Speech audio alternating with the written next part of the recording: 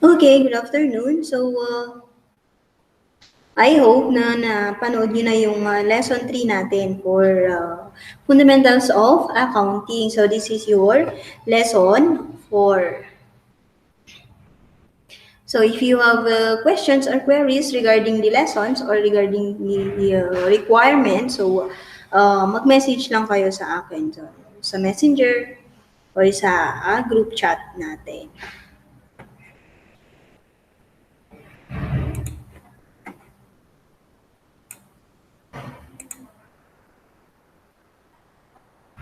Okay, last meeting or sa last video na sinend ko sa inyo, we discussed about the users of accounting information. So, what are the users of, or who are the users of accounting information? So, we have two classifications. We have the internal users and the external users. So, when we say internal users, yan yung mga nasa loob ng company. External users, yun yung mga outside company who have interest in your business na kailangan nilang tignan yung mga accounting information na yun, yung accounting information mo or information ng isang business or yung financial statement ng isang business. So those are your external users. Now, let's go to basic forms of business organization. So, at the end of this lesson or video, you will be able to identify forms of business organizations and their characteristics. Ayan, number 2, differentiate the forms of business organization. And number 3, give examples of forms of business organizations na nandito sa lugar natin or sa Tabuk or just within our country. Yan. Ayan. Sole proprietorship, partnership, and corporation, and so with the cooperative. So, yan yung mga forms of business organizations na itatakal natin or i-discuss natin ngayon. So, as you can see, sole proprietor, so isa lang siya. So, partnership, 2 or more. So, pag corporation, yan, marami sila. And so with the cooperative. So, let's start with the sole proprietorship. Yan. When we say sole proprietorship, ayan, sole proprietorship are easy to establish and dismantle. So, due to lack of government involvement. So, making them popular with small business owners and constructors. So, isa-isang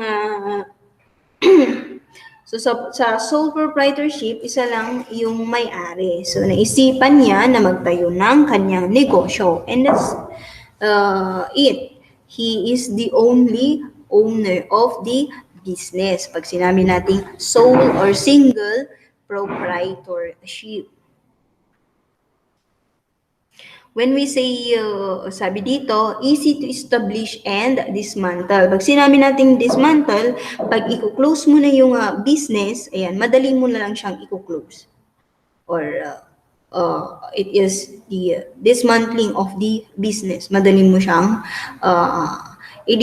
pag madidissolve na siya or madali mo siyang i-close na yung business since ikaw lang naman yung magde-decision doon.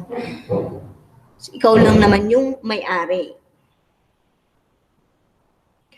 So, it's just like when a person has a capital, ayan, pag may capital ka to start a business and he thinks that he is ready to enter a business, then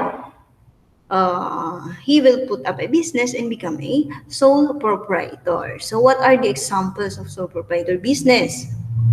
Ito yung mga auto repair shop, ayan, beauty salon, sari-sari store, ayan, tailoring shop. Yan, pwede din siya sa gasoline stations, hardware store, ayan, rice dealer, generic drugstore, barber shop, ayan, vulcanizing shop, ayan, meat and fish store. So, yun yung mga examples ng sole proprietorship.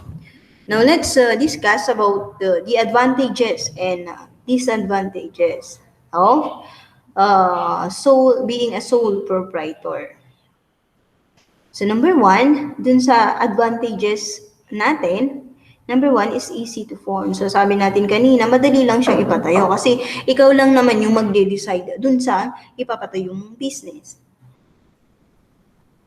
Effort-reward relationship. Siyempre, naglaan ka ng effort dun sa business mo, sa operation ng business mo, siyempre nasa'yo din yung reward kasi ikaw lang naman yung may-ari.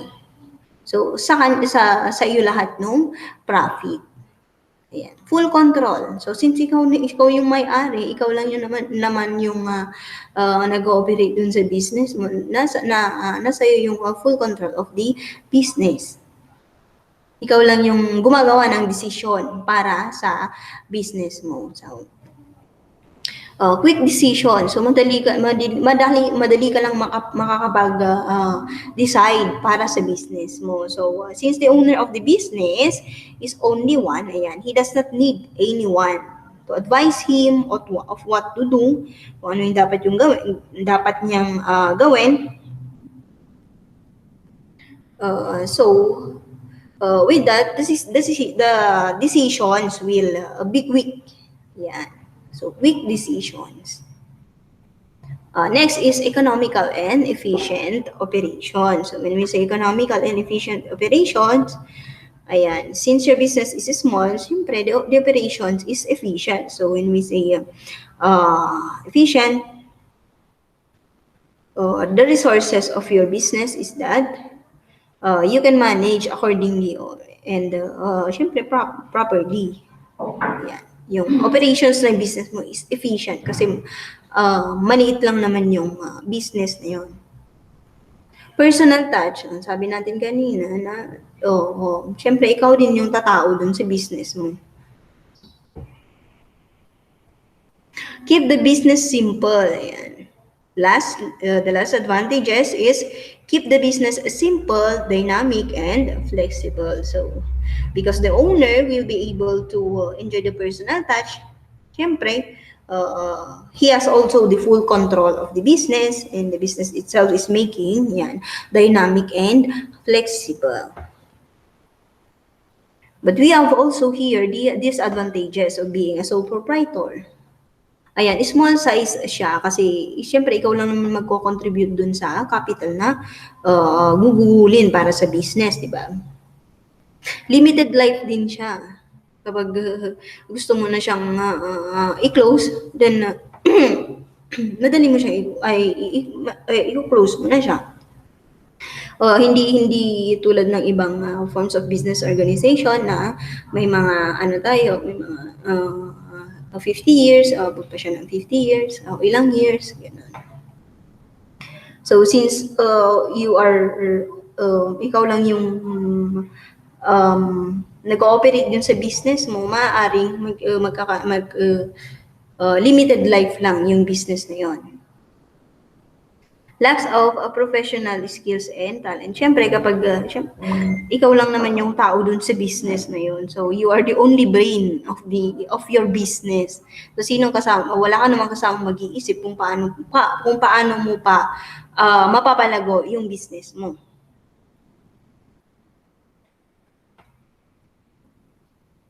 Next is the growth of prospects. So, when we say growth, the next one is unlimited liability. So, when we say unlimited liability, ayan, kahit magkanda utang yung business mo, ayan, hahabulin yung personal assets mo. Diba? Kapag may utang na yung business and then hindi sapat yung business mo to pay the obligation of your business, habulin yung personal assets mo. So, that is your unlimited liability. And then, sinasabi natin. So, growth prospects. So we have actually a problem with the growth of the business. Siyempre, hindi mo siya mapapalago kasi ikaw lang naman yung, sabi nga natin, nag-iisip para sa business. So kailangan mo din ay kung wala ka namang skills or ideas or bright ideas na pwedeng magpalago dun sa business, then wala siyang growth. Ayan. Next is the limitation of capital. Siyempre, kapag, since mag-isa ka lang, ikaw lang talaga yung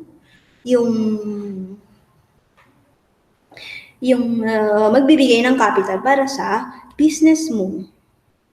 And then, you will have also your, wrong decisions na magagawa sa isa. Kasi ikaw lang naman yung magde-decide.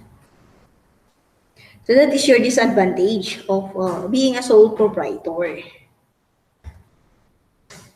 So that is a sole proprietorship. Now let's go to, partnership. So, pag sinabi natin partner, from the word partnership.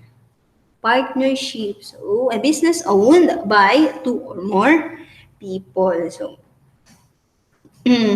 may pagmamay-ari siya ng pagmamay-ari siya ng dalawa o mahigit na tao. So, ang business na yun, pagmamay-ari ng dalawa o mahigit na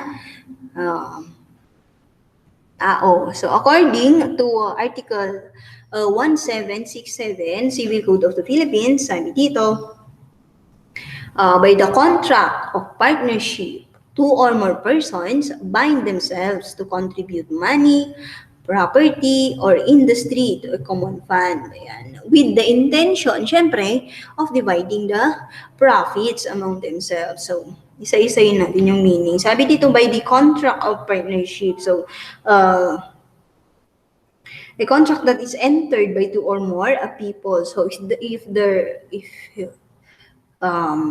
is no contract, then there is no partnership. And then, they bind themselves, to contribute money, property, or industry. So, ano yung contribute nila? Money, property, or industry, a common fund. So, ano ba yung money na yun? Saan ba nila gagamitin? Siyempre, yun yung starting capital nila. Ano ba yung property na yun? So, siyempre, yun yung gagamitin nila or para sa business. Ano ba yung industry na yun? Ito yung mga skills ng isang partner na pwede nilang magamit dun sa business. Like, for example, wala kang, tatlo kayong magkakaibigan, magpapatayo kayo ng bakery shop. Yung isa, one of you can contribute money. So, since siya naman yung mapera, di ba? One of you can contribute the property since siya naman yung may-ari ng building na pwedeng pagpatayuan ng business. Or one of you will contribute his skills or that is in industry. Since magaling naman yung kaibigan mong mag-bake, then siya yung tatao dun sa business. Diba? At syempre, with the intention of dividing the profits among themselves. So, depende kasi yan kung if they will divide the profit equally or may mas malaki, may 50%, 25%. Sige, 50% sa'yo, and then since ikaw naman yung pera mo naman yung ginamit natin, pwedeng 50% yung dun sa profit na ano natin, and then 25% na 25% sa dalawa. So yun yung percent na yung agreement nila dun sa about sa dividing of the profits. So pwede din namang sabi ko nga, they will divide it equally kasi pare-parehas lang naman yung kino-contribute nila. Diba? Sabi dito, 2 or more persons may also form a partnership for the exercise of a profession. So ito yung sinasabi natin, pwedeng patayo ka ng accounting firm, Ayan, law firm, sa mga doctors, mapatayo ka ng hospitals, ayan.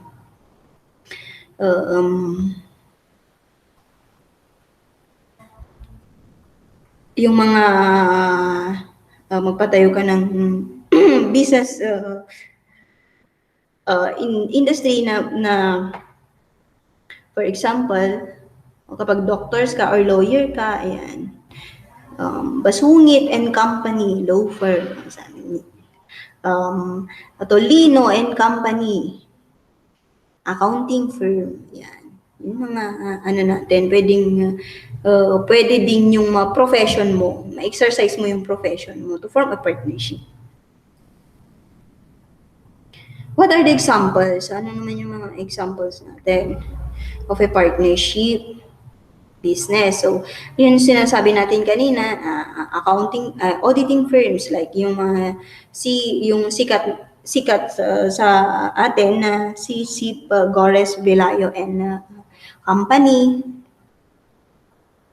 accounting and bookkeeping firms, ayun, yung mga law firms and offices natin, and some merchandising companies. So that is your partnership. Now let's discuss the advantages and disadvantages of having a partnership business. So sabi dito, pag partnership ka, ayan, bridging the gap in expertise and knowledge. So when we say bridging the gap, ayan, sabi nga natin kanina, if you are not knowledgeable with the business, pero yung partner mo, knowledgeable dun sa business na yon. Ayan, yung example natin kanina na pag papatayo ka ng bakery shop, pero yung ikaw hindi mo alam mag-bake. Pero yung partner mo alam niyang mag-bake. So, pwede yun. You do not have the cash, but you have the skills. Ayan. You have the skills, but you do not have the cash. Ayan. Pero yung you have the skills, pero wala kang pera. Yung partner mo may pera. So, yun.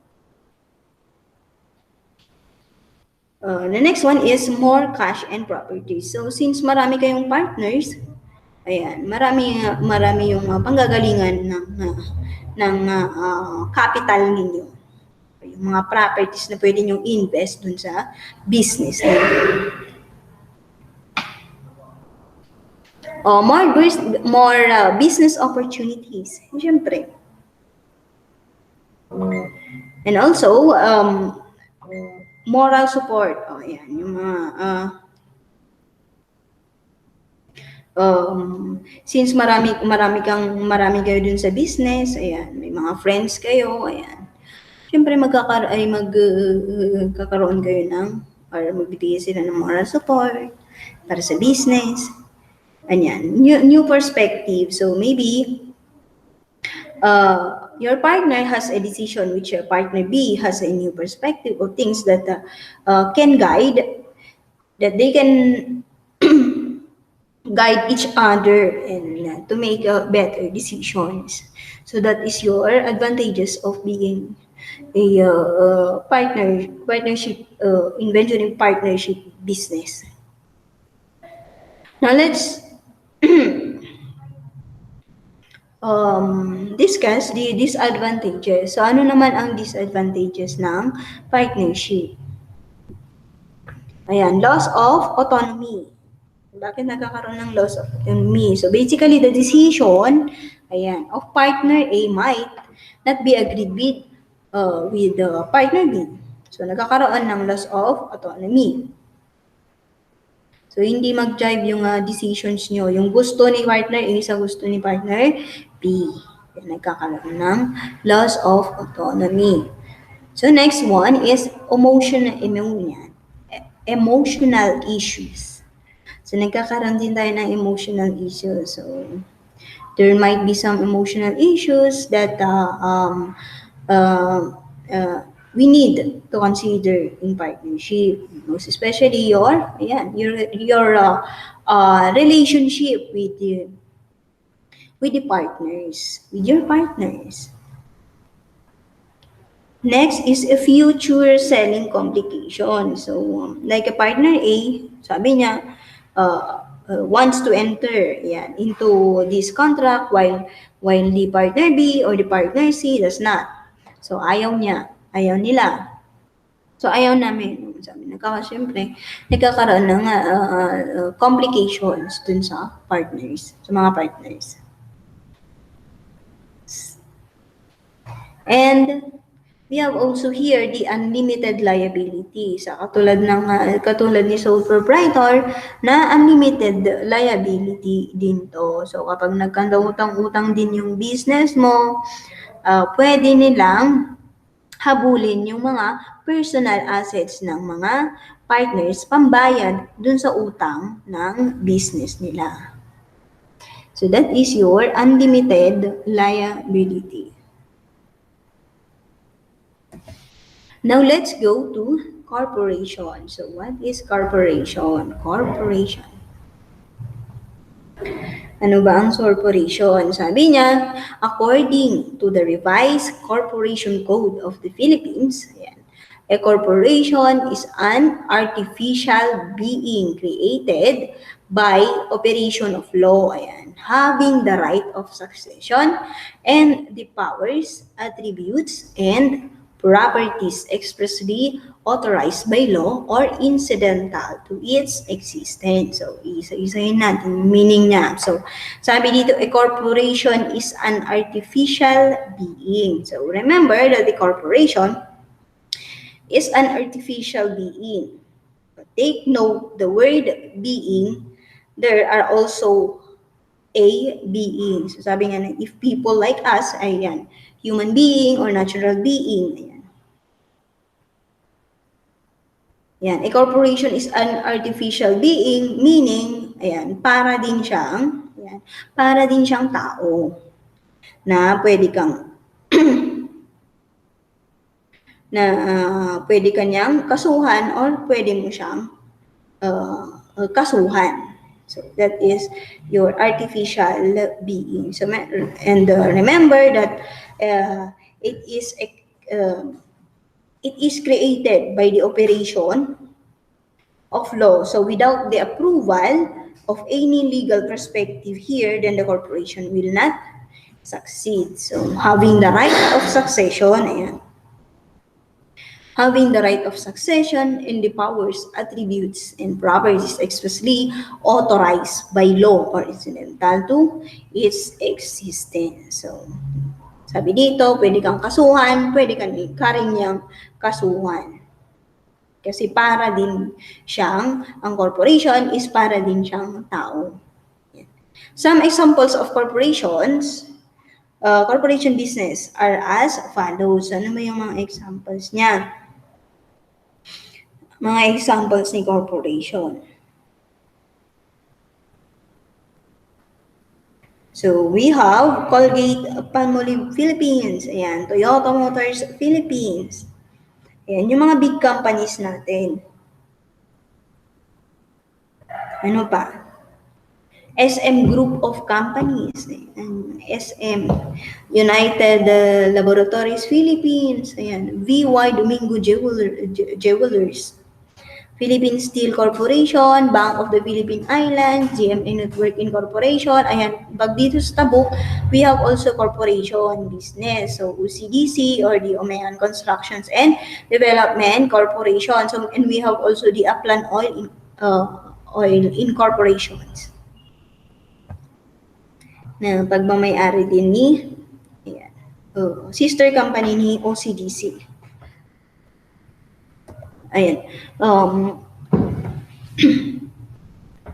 Sa corporation, may advantage and disadvantage din yan. So, pag sinabi natin dun sa advantages ni corporation, limited liability. So, kung sa sole proprietor and partnership, that they have the disadvantages na unlimited disadvantage na unlimited liability. So, dito sa corporation, yung advantages niya is limited liability. So, when we say limited liability, hindi nila hahabulin yung mga shareholders mo, yung mga stock holders mo, o yung mga yung mga members dun sa yung mga shareholders ng corporation, hindi nila hahabulin yung personal asset nila. Kapag may utang yung corporation, sa corporation lang yon. So, hindi nila pwedeng habulin yung personal assets ng shareholders or ng owners. Yan. Source of capital. So, advantages mo talaga yung source of capital kasi syempre marami kang mga investors. Yan. Sa corporation, mag-i-invest sila, bibili sila ng stocks. Yan. Marami kang shareholders. Yan. Advantages mo rin yung ownership transfer. Pag sinabi natin ownership transfer, madali mo lang siyang i-transfer yung shares of stocks mo. So for example, ayaw mo nang mag-invest sa sa San Miguel Corporation or sa San Miguel Corporation, madali mo siyang ibenta. Pero ang downside kasi noon, syempre, yung corporation hindi niya alam kung sino yung mga shareholders niya o kung sino yung nakabili dun sa stocks niya. Dun sa stocks. So, madali mo lang siyang i-transfer yung gusto mong ibenta yung shares of stocks mo. Next is, we have also the disadvantages kung magpapatayo ka ng corporation mo. So, we have here the double taxation. So, ano ba ang ibig sabihin ng double taxation? So, kapag double taxation, yung profit na compute ni corporation, matataksan yon, may tax yon. So, kapag ni-distribute naman ni corporation, yung profits yun sa mga shareholders niya, yung amount na receive ni shareholder, matataksan din yon. So, that is your double taxation. Next is the independent management. Pag sinabi natin independent management, remember that the owner of the corporation will create a management that will really look into the operations of the company, and sometimes the decision of the management might be different from the owners, and that's magkakaroon tayo ng agency problem na sinabi natin. Pag agency problem, the management is yung management, siya yung agent that works for the principal. So principal, siya yung owner of the corporation. Kung hindi magtugma yung decisions ni management sa owners, magkakaroon tayo ng agency problem. So that is the disadvantage of having an independent management sa isang corporation.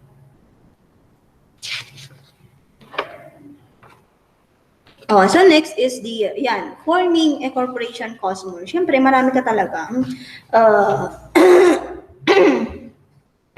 yung mga sa mga requirements pa lang, papapatayo ka ng corporation mo,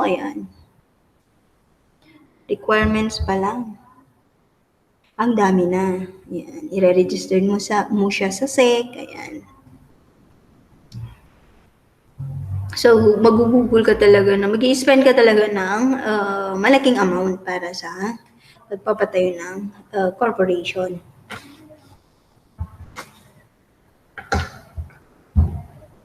And remember that the corporation operates 50 years. So, after the 50 years, meron pang unlimited life. Magkakaroon siya ng unlimited life kasi kapag naabot na niya yung 50 years, magre-renew ulit siya ng 50 years. And then 50 years, and then till 50 years. Kaya nga siya tinawag na unlimited life. So that is your corporation. So punta naman tayo sa cooperatives. So, ano bang sinasabi dito sa cooperatives? So cooperatives are people-centered enterprise. Owned, controlled, and run by and for the members to realize their economic, social, and cultural needs and aspiration. So remember that cooperative are being built because there is only a common goal. Yan. Common goal of the members. So for example, ayan, a credit cooperative may benefit their members, and then as part of their syempre yung funding nila, they can create a mini store and the proceeds of the store can be enjoyed um, by the members by way of having a loan, or kukunin na, they will divide it within their members. Ayan. Yan yung tinatawag nating dividends na binibigay ng mga cooperatives. Ayan. What are the examples of cooperatives? Yan. Yung nandito sa Tabuk, Tafamulco, Tamco, ayan. Tabuk Multipurpose Cooperative, Tabuk Farmers Multipurpose Cooperatives, ayan, yung mga PO, PM, CO, your Provincial Engineering Office Personnel Multipurpose Cooperatives. Ayan, yung mga examples. Kabarwan Cooperative, Huop, Casco, ayan. Ayan, para sa barangay namin yan, yung cooperative sa barangay namin. So, what are the disadvantages and disadvantages of cooperatives? So, number one, sa advantages niya, lower cost. Ayan. Siyempre, mababa lang yung perang gugugulin mo dun sa, kapag mag-member ka dun sa cooperatives. Further marketing reach. So, when we say further marketing reach,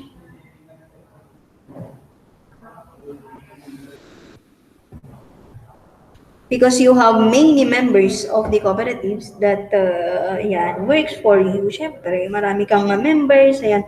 Yung mga nauso natin mga cooperatives natin dito, nagpatayo ng gasoline station. Ayan. Syempre, ipapatronize yung ng mga members niya. Doon sila magpapagas. Ayan.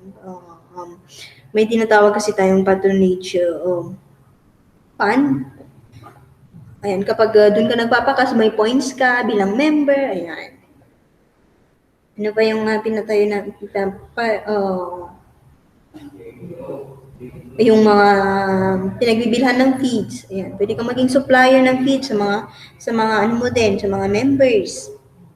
Kasi uso naman dito sa place natin yung nag-aalaga ng mga baboy. Ayan. Democratic organization. So when we say democratic organization, because the goal of the cooperatives is let the members of the cooperative enjoy the benefits of the cooperative. Siyempre, yung mga, ano ba yung mga nakukuha nating benefits pag member tayo ng isang cooperatives, di ba? May mga, aside from the dividends, may mga meal allowance tayo, panagkakandak tayo ng General Assembly, ayan. But we have also the disadvantages ng mga cooperatives. Ano ba yan? Yan, big investors don't get much attracted. Bakit yung mga malaking investors natin, hindi sila na-attract sa cooperatives? Kasi pagdating sa botohan, kahit gaano kalaki yung pera mo doon, 1:1 vote pa rin. Unlike dun sa pag-corporation kasi, kapag malaki yung stocks mo, so the more you have stocks, the more you have yung kung ilang vote yung magagamit mo dun sa corporation. Pero kasi sa cooperative, 1:1. Kung mag-isa ka lang, then isa lang din yung pwede mo magamit na vote. Lack of membership and participation. Siyempre, sa dinami-dami ng members mo. Ayan. Walang participation sa mga activities. Ayan, mga activities ng co-op ninyo. Ayan. So, that is the disadvantages of cooperatives.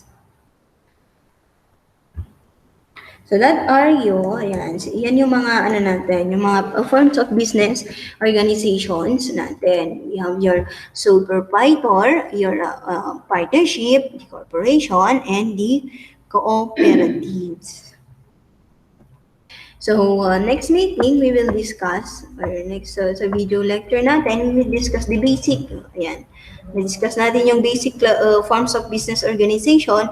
Ngayon, i-discuss naman natin yung basic classification of business. So, ano ba yung mga basic classification of business? So, we have service business, merchandising business, and the manufacturing business. And we will discuss also the accounting concepts and principles that is according to GAAP or yung mga generally accepted accounting principles natin.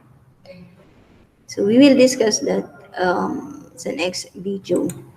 So let's go to your requirements for lesson 4, fundamentals of accounting. So what is your requirements? Ayan, sa activity 1, ayan, isusulat nyo lang naman yung true. Kapag tama yung statement, kapag false naman, isulat nyo lang yung, kapag incorrect, then isulat nyo yung false. So kapag binasa nyo yung module nyo, masasagot nyo to. Binasa nyo ng maigi. At kapag nakinig kayo dito sa lecture natin, then masasagot nyo to. And then sa activity 2, survey the businesses in the book and list down at least 5 each businesses in the following category. So, mag-iisip ka kung ano ba yung mga sole proprietorship business dito sa book, ano ba yung mga partnership business natin dito sa book, or sa corporation. May corporation ba tayo? Ayan. So, maglalagay ka lang naman dyan. So, that is your activity for lesson 4. So, sabi ko kanina, if you have queries or questions, ayan, mag-message lang kayo dyan sa GC natin. Or message me directly. So, yun lang.